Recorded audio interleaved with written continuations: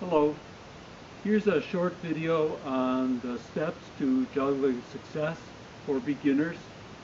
These are steps that I learned during my spatial dynamics training many years ago, and I find that by carefully and slowly following each step, you can reach success with a minimum of ongoing frustration. So I'll show these steps just a little bit each.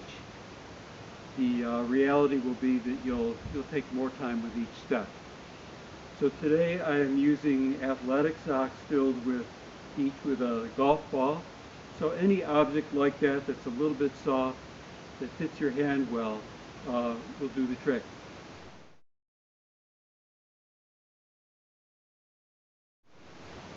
So the first step is just to take the one sock or ball in your dominant hand and toss it up just about head height, a little bit more, a little bit less, until you can do it symmetrically in terms of it's always in the same spot and with a little bit of ease where you can look around, not have to focus just on the object.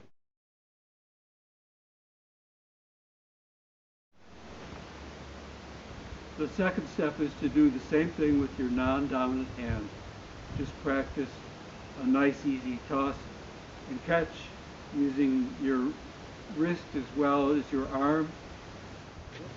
Then you're ready to work on crossing over the top of the mountain to work on left and right symmetry. So spend a lot of time on this little step, being sure that your hands stay to the outside and that the tosses are the same with either hand. So that one hand doesn't go high and the other hand doesn't go low, but that the tosses are pretty similar on each side. So that's the step that you need to work on a lot. And then you are ready to start with a second ball or sock and start tossing across the outside. So try not to have your hands come into the middle a little bit, and toss the second one when the first one has come to a stop at the top. So in other words, it's up here. As soon as it gets there, I'm going to throw the second ball right at the same spot, but of course they won't collide.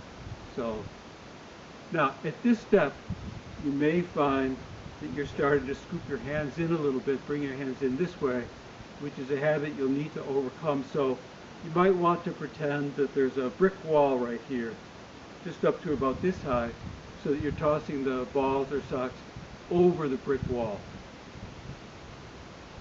Good. When you have reached automaticity with these steps, when you can do them easily, then you are ready for the big step of adding a third sock or ball. And with this step, so that you don't stress out, that you have some success as quickly as possible, instead of trying to go toss, toss, toss with 3 catches, you're just going to drop the third sock just to get rid of it. So just to practice what you've just done, the 1, 2, but add a drop with the third one. So just 1, 2, drop. 1, 2, drop. You keep going like that until it's pretty easy. Then if you have a partner, instead of dropping the third soccer ball, toss it to your partner. So that takes a little bit more of a step towards 3 in a row. 1, 2, toss, like that.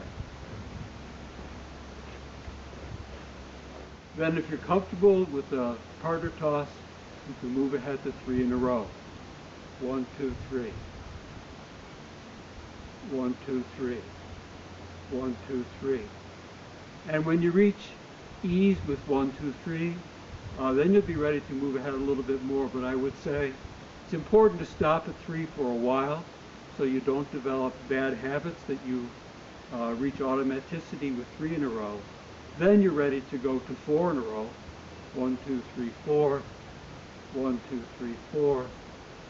And once you've mastered 4 in a row, then you're ready to do 5 or 6 or 100 or whatever you want to do. So, but stop at each point. Don't move on to the next step until you're really comfortable with the preceding step. So that's my little video on steps to juggling, and I'll add a little video on how I made these socks and some other choices you could use. Thanks, bye.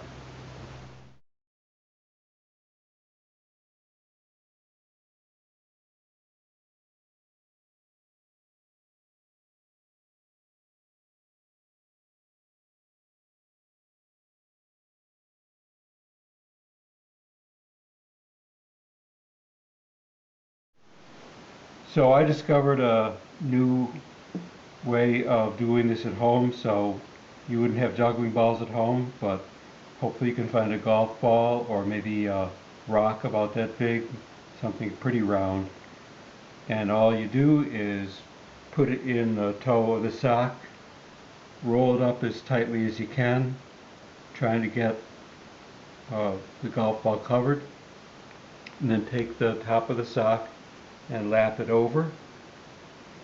Then if you want, it's not totally necessary, you could put a rubber band on it, and there you go. Use a sock that's a good size for your student.